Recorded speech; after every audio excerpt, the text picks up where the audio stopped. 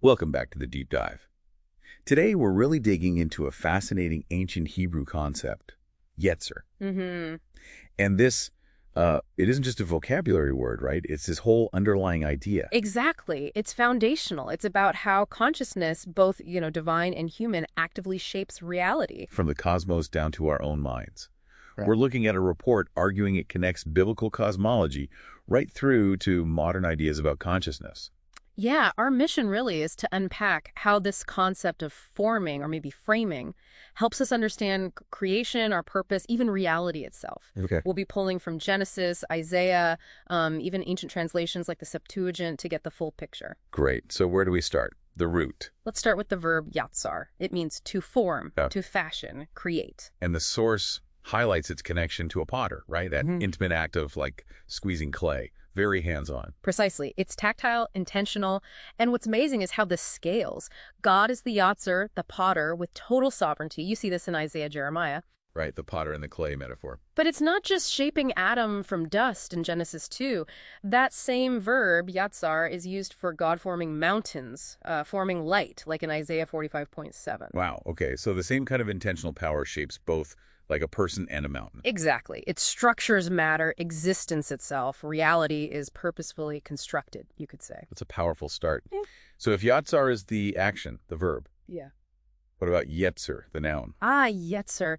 This is where it gets really interesting because it bridges the physical and the mental. How so? Well, it can mean what is formed, like our physical frame in Psalm 103.14. He knows how we are formed. Okay, or structure. But it also means what is purposed, the mental concept, the plan, the inclination. So like the blueprint in the building. Kind of.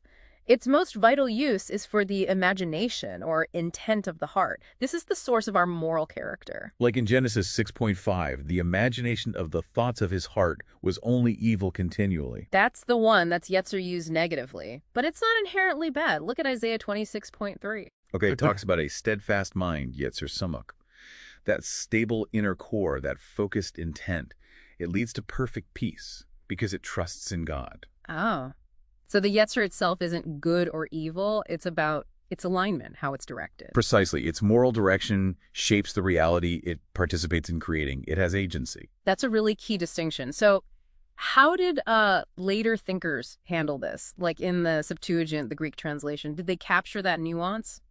That's a great question. Translation is always interpretation. True.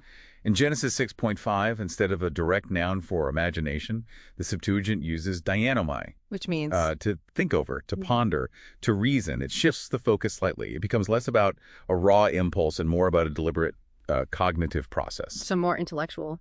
A bit, yeah. Right. Charles Thompson's 1808 translation of the Septuagint really captured this. Everyone was in his heart studiously and continually bent upon evils. Studiously bent, that's the active intellectual framing. It was a significant choice, reframing it for a Hellenistic world. Interesting. Okay, so let's connect this back. God's Yetzer frames the cosmos.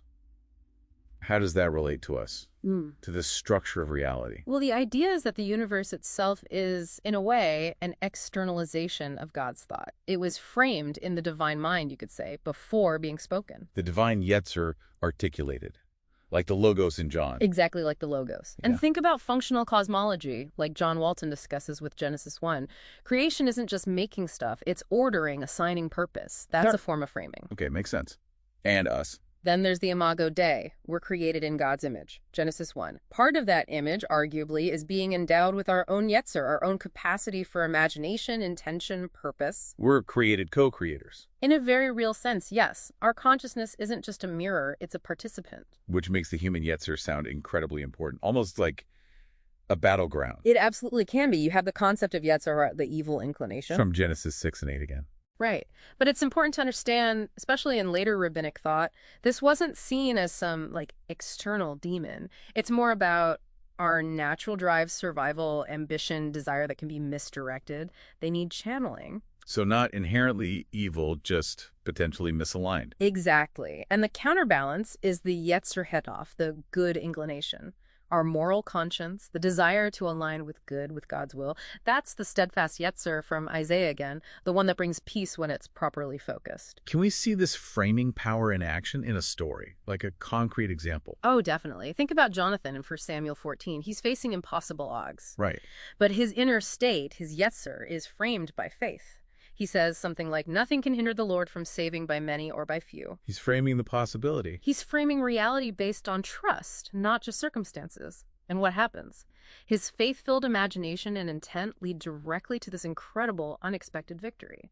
His inner framing influenced the outer reality. Wow. That really brings it home. So tying this all together, what's Yeah. the relevance for us today? Well, I think Yetzer gives us a really holistic way to think about being human.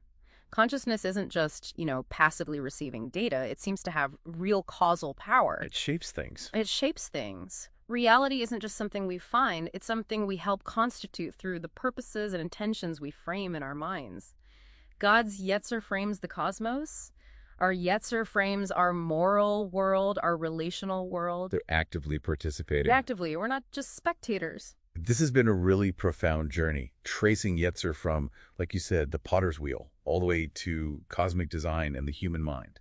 It really emphasizes reality being grounded in purpose and intention. It does. And that leaves us with a pretty provocative thought, doesn't it? If reality isn't just found, but is, in part, made, if it's not only perceived but purposed, what does that mean for how you listening are actively framing your own life? Your communities, your future, especially now with technologies like AI and VR that are all about constructing realities. What kind of reality are you forming?